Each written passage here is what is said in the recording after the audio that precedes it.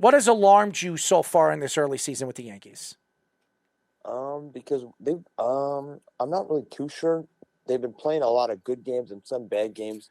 What really surprised me is the plays that they're making. They're making some good plays, or they're making bad plays sometimes, but that's okay. They're going to get back to the top soon. And me personally, as a Yankee fan, a lot of these players and pitchers and everything like that, they look like they're trying harder this season, a little bit like that.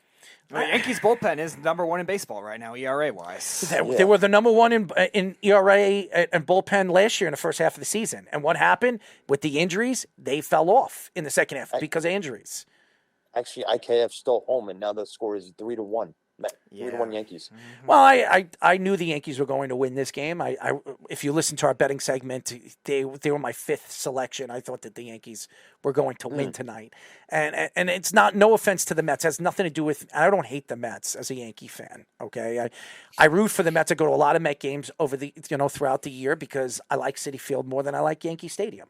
So I watch both teams religiously, and I think the only problem with the Mets right now, and if you're a Met fan, you should worry, is you have a senior citizen pitching staff. You have Katana, who won't be back until I'm hearing July. Yeah. And that means you're pitching youngsters and Peterson and all these other guys that, yes, Peterson looked good in the beginning of the first half last year, and then he got injured. He wasn't the same pitcher. Verlander and Max Scherzer. Max Scherzer pitched last night. He did not look good, okay? He did not look good. And Justin Verlander has looked good, but he's always looked good against the Yankees. Throughout this season, this early season, has Justin Verlander made the money that they paid him so far, in the 2 years, 3 years that they signed him? Honestly, no. I mean, Justin Verlander, in his, 5 starts, I think his ERA is a little bit, I think it's like close to 3.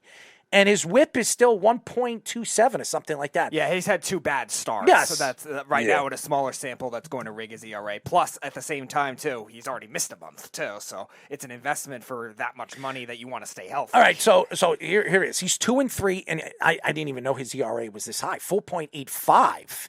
And his whip... Crazy. And his whip is 1.33, which is not good for an elite pitcher like Justin Verlander, who, by the way, his whip in the first half of the season was under 1. So it's alarming when you look at players that the Mets are bringing in, veteran players. And I understand Steve Cohen, money is not an object to him, but it should be an object to him when you know that your roster is getting old. This roster, they have some young, but they're Marte. He's a little bit on the old side as a baseball player. Yeah. He's a little bit on the older side. They signed Brendan Nimmo. Brendan Nimmo's had a pretty good season. As a matter of fact, besides Pete Alonso, Brendan Nimmo's been the second best player for the Mets. He's been their most consistent. Yes, he steals bases. He's a very good defender. He's been hitting for power this year. I mean, there were things that really stood out to Brandon Nimmo. $185 million was a little too much for a guy who has had, 2 good seasons as a New York Met. But again, I question the way both of these GMs are working with the Yankees and the Mets. The Yankees, with Brian Cashman, should be surging and looking for guys that can hit for average. They like switch-hitting hitters. Now, there are a couple of good switch-hitting hitters right now still in the league that could be available at the trade deadline. Could the Yankees make a move for that? Do the Yankees have enough prospects to make a move for a big-time player? With the Yankees and the Mets, there's going to be a lot of questions going into the second half of the season. I think the Mets have a little bit more to worry about. I think the Yankees, with their bullpens, and if you look at the last 3 or 4 seasons, bullpens win championships. It's a fact. Yeah.